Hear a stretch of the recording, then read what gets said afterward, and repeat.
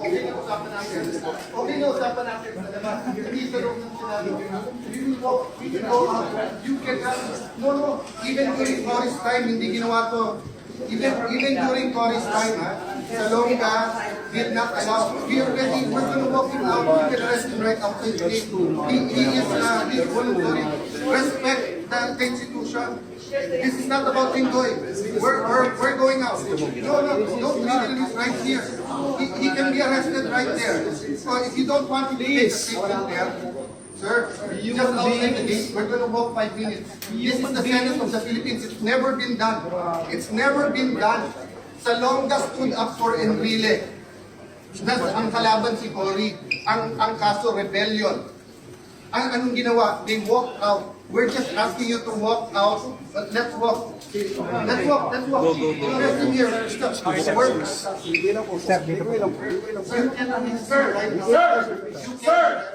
This is the Senate.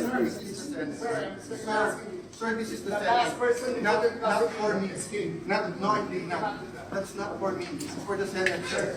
Sir, that's for the Senate. Sir, for the country. Sir, kumain ka na lang. Kumain ka na right outside the door. Right outside the door. Right outside the door.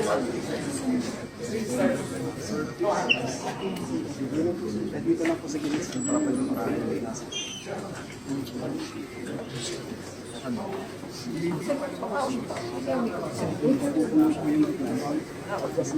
Para po may